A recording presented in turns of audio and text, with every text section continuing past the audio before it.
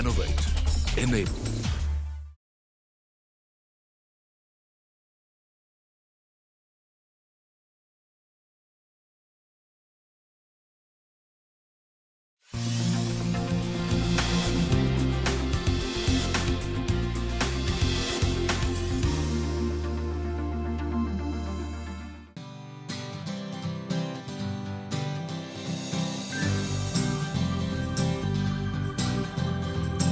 Maharashtra tourism मध्ये प्रवास करत आज आम्ही पुन्हा आलोत कोकणात।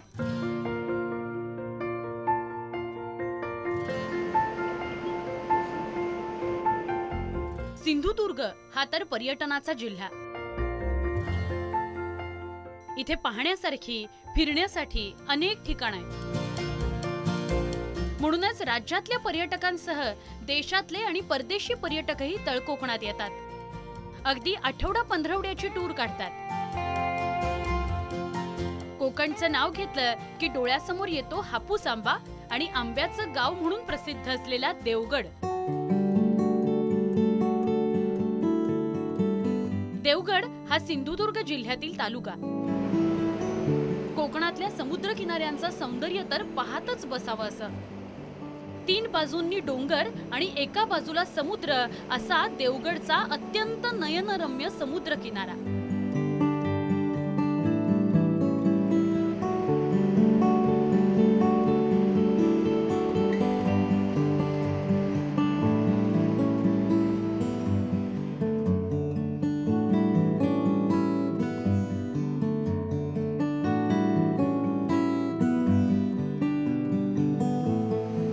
स्वच्छ वाळू, अगदी समुद्राचा तळ दिसेल असं नितळ पाणी, ना कुठल्याही प्रकारची अस्वच्छता अथवा माणसांची फारशी वर्दळ। त्यामुळे ज्याला शहराच्या धकाधकीच्या जीवनापासून काही क्षण निसर्गाच्या सानिध्यात निवांत घालवायचे असतील त्यांनी इथे हमखास यावं। आसपास नारळीच्या बागा दिसतात, तशाच आंब्याच्याही बागा आहेत। याच समुद्रकिनारी आपल्याला पवनचक्क्या दिसतात। मोकळा समुद्र किनारा आणि वाहणारी हवा यामुळे या पवनचक्क्यांना पोषक नैसर्गिक वातावरण मिळालंय। देवगडच्या या भागाला या पवनचक्क्यांमुळे विद्युत पुरवठा होतोय। देवगडचा समुद्र किनारा जसा पाहण्याजोगा आहे तसंच इथलं विमलेश्वराचं देऊळ सुद्धा।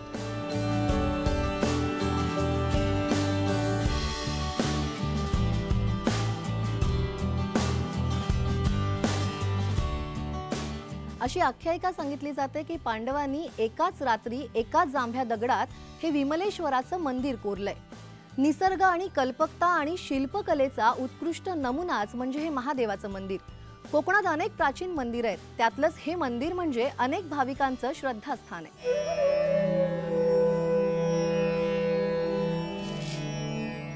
अतिशय शांत आणि निसर्गरम्य वातावरणात श्रीदेव विमलेश्वर म्हणजे शंकराचं असलेलं हे देऊळ।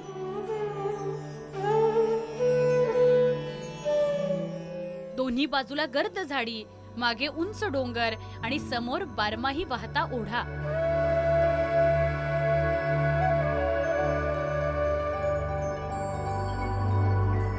अगदी चित्रामधलं वाटावं असंच ठिकाण।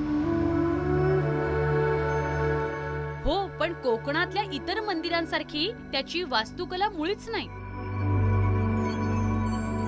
डोंगराच्या पायथ्याशी असलेल्या एका संपूर्ण जांभ्या दगडात कोरीव काम करून या मंदिराची निर्मिती करण्यात आली आहे। काही स्थानिकांच्या मते हे मंदिर पांडवकालीन आहे।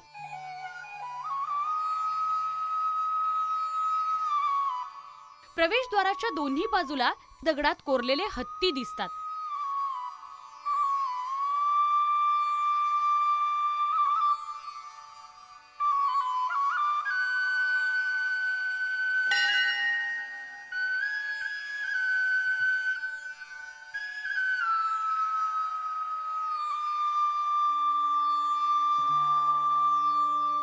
मंदिरात असलेल्या दगडी शिवलिंगावर केलेल्या अभिषेकाचं पाणी जमिनीत कुठे लुप्त होतं याचा शोध अद्याप कुणालाच लागलेला नाही।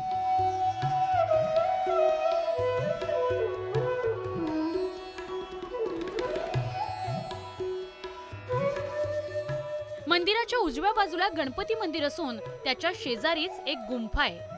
तिला काळभैरव गुंफा असं म्हणतात.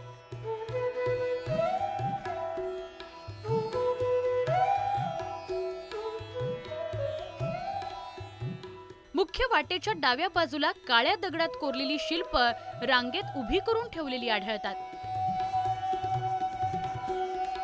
देवगड मधल्या या विमलेश्वराच्या मंदिरात दर सोमवारी भाविक येऊन अभिषेक करतात, तर महाशिवरात्रीला इथे महाअभिषेक होतो. अशीच श्रद्धा इथल्या लोकांची गिर्ये देवगडच्या श्री देव रामेश्वराप्रती आहे. तळेरे विजयदुर्ग मार्गावर विजयदुर्ग पासून 3 किलोमीटर अंतरावरचं हे गिर्ये गाव. इथेच सुप्रसिद्ध श्री देव रामेश्वराचं मंदिर आहे.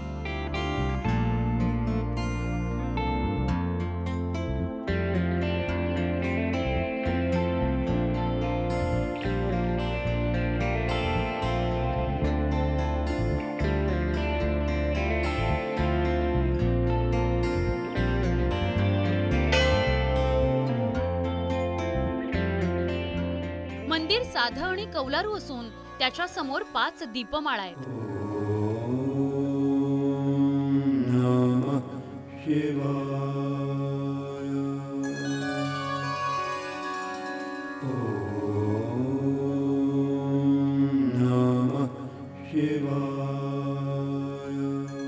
मंदिराच्या मुख्य गाभाऱ्यात हे शिवलिंग आहे.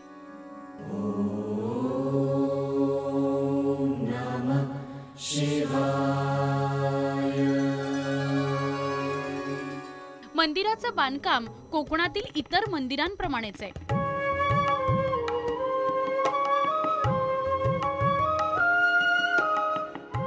मंदिरातील कलाकुसरीचं काम प्राचीन संस्कृतीचा साक्षात्कार आहे.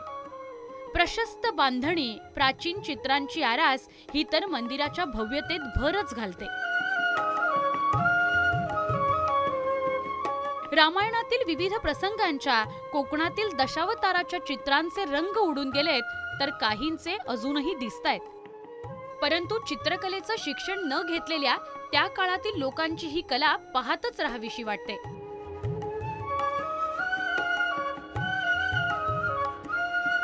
महाशिवरात्रीला मंदिरात मोठा उत्सव साजरा केला जातो. मंदिराच्या आवारातच उजव्या बाजूला मराठा आरमाराचे सरखेल संभाजी आंग्रे यांची समाधी आहे. ते शिवभक्त होते. रामेश्वर मंदिराभोवतालची दगडी फरशी संभाजी आंग्रे यांनीच बांधून घेतली होती. पुरातन काळाचे साक्षात्कार देणारे देखावे, चहूबाजूनी उत्तुंग कडा, ऐतिहासिक दस्तावेज, प्रत्येक पावलावर दिसणारं निसर्ग सौंदर्य, यामुळे प्रत्येकाचं या भागाशी नकळत वेगळंच नातं जुळतं. पर्यटनाची ही अनलिमिटेड सफर अशीच सुरू राहणार आहे. पण वेळ झाली आहे एका छोट्याशा ब्रेकची. तुम्ही कुठेही जाऊ नका, पहा फक्त IBN लोकमत.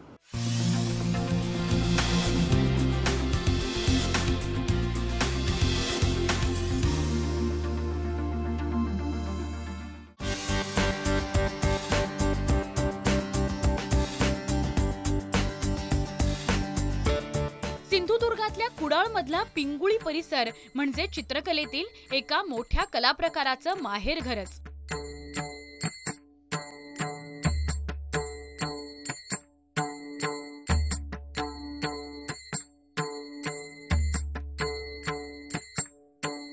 गर्द हिरवाई, निळाशार समुद्र आणि धार्मिक रूढी परंपरा इतकीच कोकणची ओळख नाहीये, तर कोकणची एक वेगळी ओळख सुद्धा आहे, ती म्हणजे ठाकर आदिवासी लोककला.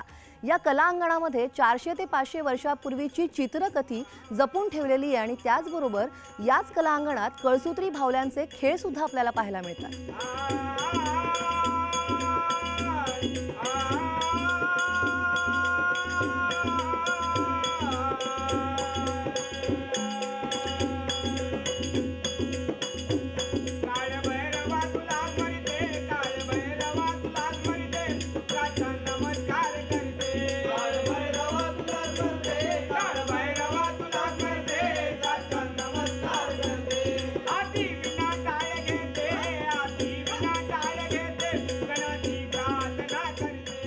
प्राचीन काळी जेव्हा मनोरंजनाचं कुठलंही साधन उपलब्ध नव्हतं, तेव्हा एका जमातीचे लोक गावोगावी चित्रकथेच्या माध्यमातून लोकांचं मनोरंजन करायचे. तीच ही चित्रकथी लोककला.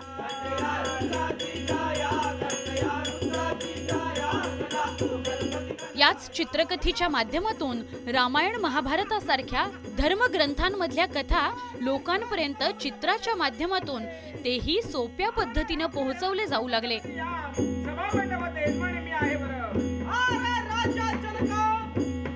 रामायण महाभारतामधलं तत्वज्ञान लोकांना सांगितलं जाऊ लागलं.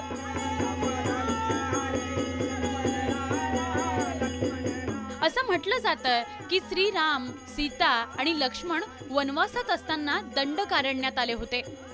त्यावेळी चित्रकथीच्या कलाकारांनी त्यांना पाहिलं. ती चित्र त्यांनी जपून ठेवल्याचं स्थानिक कलाकार सांगतात. एका ठाकरांनी पूर्वी कुणीतरी ते पेंटिंग रामायण महाभारत हे स्वतः डोळ्यांनी पाहिलेलं होतं आणि ते शिवाजी महाराजाचे आम्ही शिवाजी महाराजांनी जवळ घेतलं. त्याने आम्हाला गुप्तहेर म्हणून आपले वापरले आणि त्यांनी आम्हाला सांगितलं तुमच्याकडे जेवढं जे काय आहे ते आम्ही तुम्हाला पेपर देतो, त्या पेपरवर तुम्ही बनवून आम्हाला द्या आणि त्याच्यानंतर तुमचं उदरनिर्वाहाचं साधन आम्ही कसं करायचं ते आम्ही ठरवतो, असं शिवाजी राजाने आम्हाला त्यावेळेला सांगितलं. आणि त्याप्रमाणे त्यावेळी ती चित्रकथी पेंटिंग आम्ही अशा त्या पोथ्या बनवल्या गेल्या. त्याचे कार्यक्रम ठिकठिकाणी सगळ्या मंदिरांमध्ये व्हायला लागले. तसंच कळसूत्री बावल्या पण हे लोक ठाकर हे बनवायचे. 14व्या अध्यायामध्ये ज्ञानेश्वरीमध्ये कळसूत्री बावल्याचा उद्योग आहे. म्हणजेच ह्या कळसूत्री बावल्या आहेत ह्या 300-400 वर्षापूर्वीच्या नाहीत, ह्या पूर्वीपासूनच ह्या आदिवासी ह्या लोकांनीच बनवलेल्या आहेत आणि त्याच्यानंतर ह्या सगळ्या लोककला प्रसिद्ध झालेल्या आहेत. आकर्षक रंगसंगती, कथानुरूप पात्रांचे हावभाव, कपडे, दागिने आणि विविध मुद्रा यामुळे चित्रकथी लोकप्रिय होत गेली. पारंपरिक पद्धतीने ही कला या लोकांमध्ये आली, त्यांनी ती जोपासली, तिचा प्रसार आणि प्रचारही केला.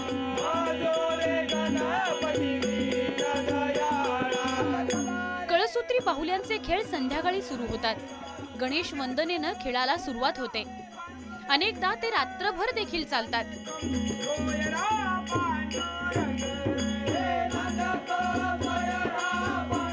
टाळ, मृदुंग, घुंगरू, पेटीचा वापर करून कथा रंगवून सांगितली जाते.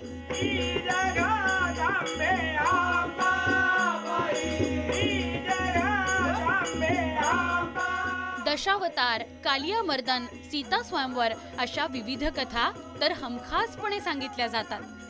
बरं, ती सांगण्याची पद्धतही रंजक असते.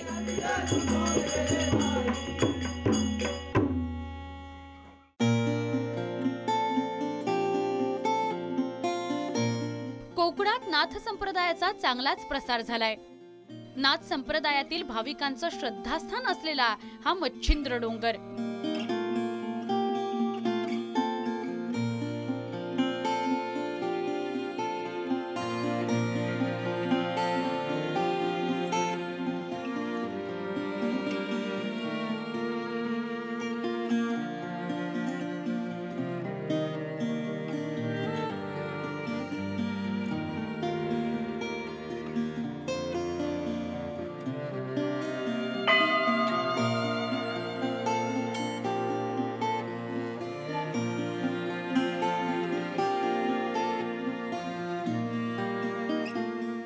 नवनाथ कथासार या ग्रंथातल्या 6व्या अध्यायात कुडाळच्या ज्या भूमीचा उल्लेख आढळतो ते क्षेत्र मच्छिंद्रनाथ तपोभूमी म्हणजेच देवाचा डोंगर म्हणून प्रसिद्ध आहे.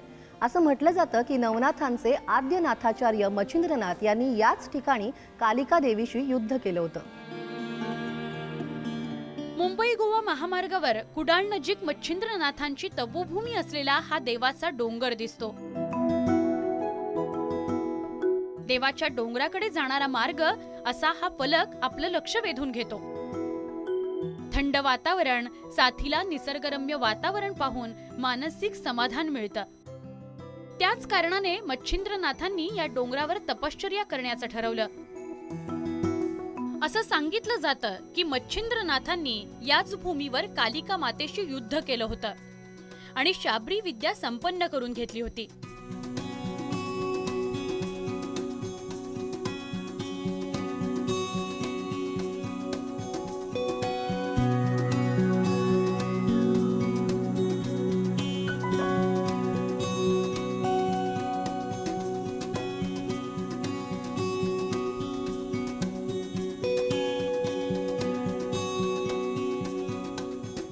देवाच्या डोंगरावर जंगली झाडांची कमी नाही. कणकेच्या बेटाप्रमाणे माडाच्या बागाही इथं दिसतात. निसर्गाचं वरदान असावं असा हा मच्छिंद्रनाथ डोंगराचा परिसर. पंचक्रोशीतील सगळ्या मंदिरांचं मुख्य स्थान असा हा डोंगर.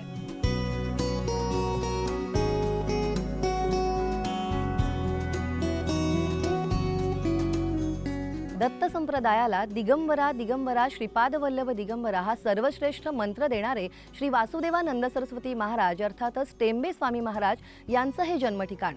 या ठिकाणी टेंबे स्वामींनी वास्तव्य केलं आणि ध्यानधारणाही केली. त्यामुळे अनेक भक्तांचं हे श्रद्धास्थान आहे.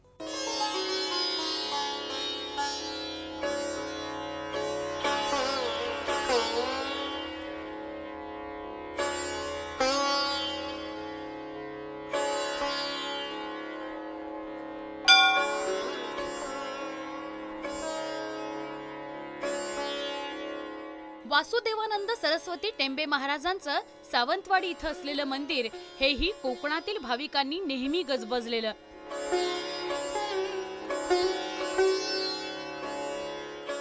टेंबे स्वामींच्या जन्मस्थळीच हे मंदिर उभारलं गेलंय.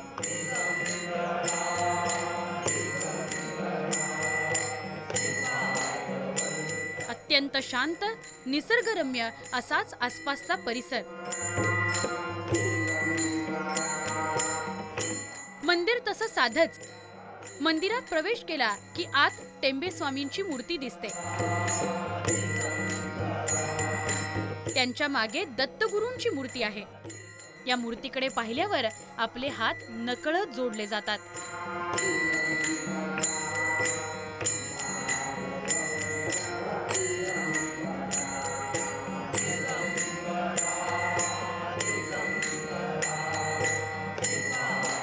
या परिसरात लोक ध्यान करतात.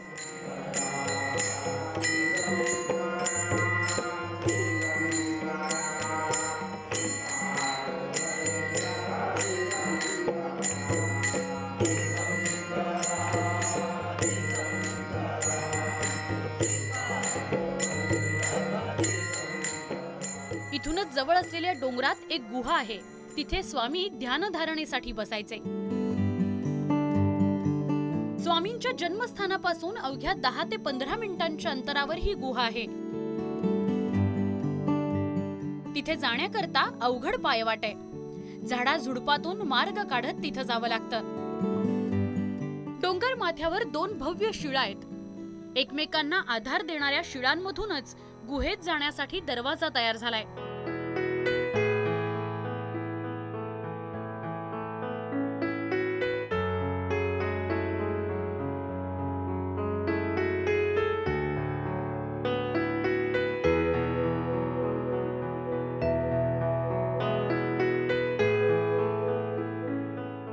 गुहेत एक देव्हारा असून त्यात टेंबे स्वामींची मूर्ती ठेवली आहे.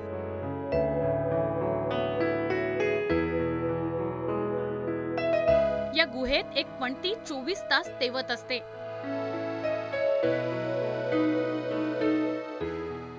सिंधुदुर्गची ही पर्यटन सफर अशीच सुरू राहणार आहे. पण वेळ झाली एका छोट्याशा ब्रेकची. तुम्ही कुठेही जाऊ नका. पहा फक्त IBN लोकमत.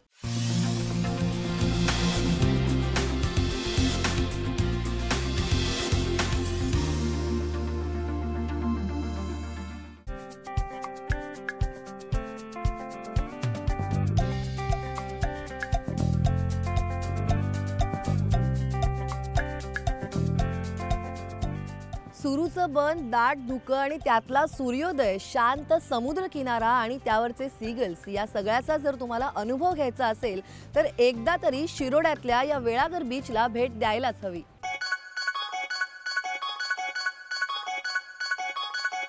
कोकण म्हटलं की समुद्राशी अतूट असं नातं आलंच. त्यामुळे हे निसर्ग सुंदर समुद्र किनारे 12 महिने पर्यटकांनी फुलून गेलेले असतात.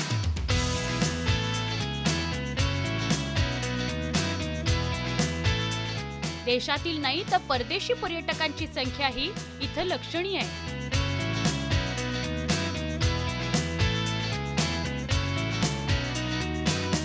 वेळाघरचा समुद्र किनाराही असाच नेहमी गजबजलेला.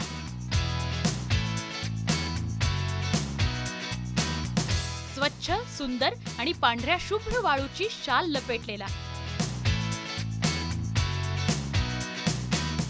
इथे येऊन सीगल पक्षाचं दर्शन न घडलं तरच नवल.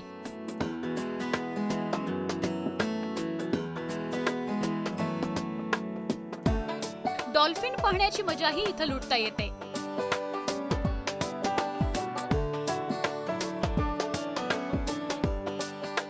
समुद्र किनारी सुरूचं बन आहे.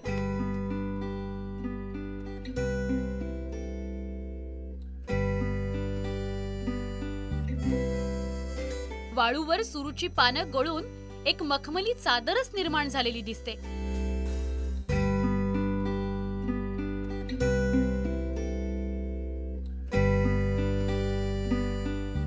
तुम्हाला छान फोटो काढायचा असेल किंवा सेल्फी घ्यायचा असेल तर मग वेळाघरच्या समुद्रासारखी जागाच नाही.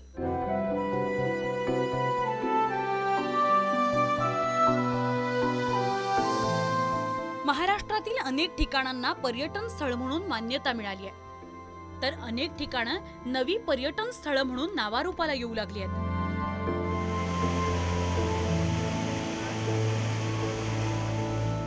डोंगर दऱ्यांमधून फिरताना महाराष्ट्राची नव्यानं ओळख झाली आहे.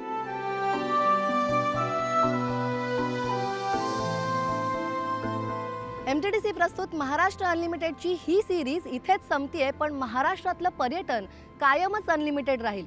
या सगळ्या प्रवासामध्ये मी अनेक पर्यटन स्थळांना भेट दिली, ज्यात काही ठिकाणं प्राचीन होती, काही दुर्मिळ होती, तर काही युनिक सुद्धा. मला खात्री आहे ही सगळी ठिकाणं तुम्हाला नक्की आवडली असतील. तेव्हा या पर्यटन स्थळांना तुम्हीही भेट द्यायला विसरू नका आणि पहा फक्त IBN लोकमत.